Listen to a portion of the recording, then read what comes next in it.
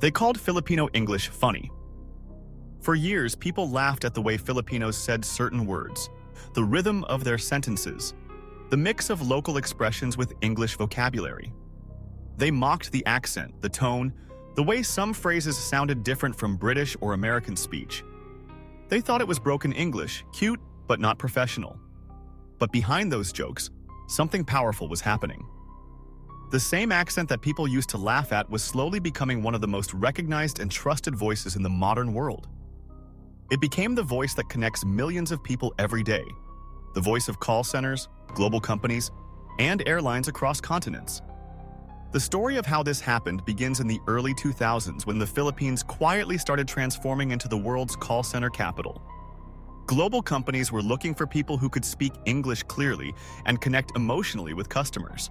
They tried India, they tried other Asian countries, but when they came to the Philippines, they found something unique. The Filipinos didn't just speak English, they understood emotion. Their voices carried warmth, patience, and a touch of kindness that could calm even the most frustrated caller. Soon, major corporations started shifting operations to Manila, Cebu, Davao, and other cities. Millions of Filipinos entered the BPO industry, answering calls from every corner of the world.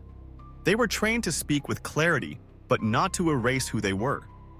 They learned to balance local expression with universal understanding. Their accent wasn't British or American. It was neutral, clear, and global. And it worked. People from different backgrounds could understand them easily, and that was all that mattered. Within a decade, the Filipino accent became the global standard for customer communication. The world began to listen. From call centers to aviation, the Filipino voice started rising. Airlines around the world began hiring Filipinos not just because of their professionalism, but because their voices carried calmness and control. In an airplane filled with people from 20 different countries, that kind of voice was invaluable. It was gentle but firm, soft but clear. It made passengers feel safe. Before long, flights across the Middle East, Asia, and Europe had Filipino flight attendants making announcements that everyone could understand. The world that once mocked this accent was now trusting it to speak in emergencies and guide passengers through turbulence. It was a quiet victory, one that came not through arguments, but through proof. People used to mock Filipino English for sounding different, but that difference became its strength.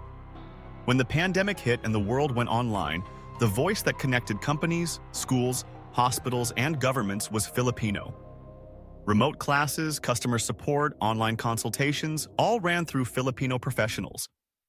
The world realized that the so-called funny accent was actually one of the clearest and warmest voices they had ever heard. It wasn't robotic, it was human. Filipinos didn't speak English to sound Western. They spoke English to connect, to make others feel understood. And that human connection made all the difference. Even academics noticed.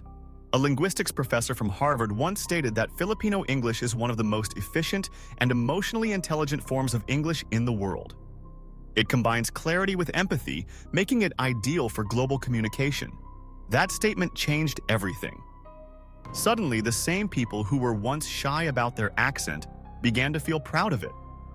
They realized their English was not second-rate. It was world-class. The Filipino voice had something no other accent had: emotional resonance.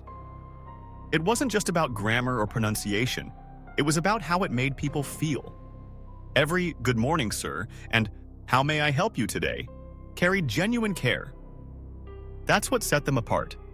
Even artificial intelligence companies began training systems to understand the Filipino accent because of its clarity and neutral tone. The accent that was once mocked became the model for communication technology. In airports, hospitals, and online classrooms, you can hear that same voice guiding, teaching, helping. Filipino English evolved from a colonial language into a cultural superpower. Filipinos made English their own. They didn't copy anyone. They adapted it to their rhythm, their humor, their way of life. It became English spoken with empathy, shaped by history, and filled with heart. Today, millions of Filipinos speak English not to impress but to connect. They carry that ability into every field: aviation, education, business, and technology. The sound of a Filipino voice has become a symbol of reliability and care.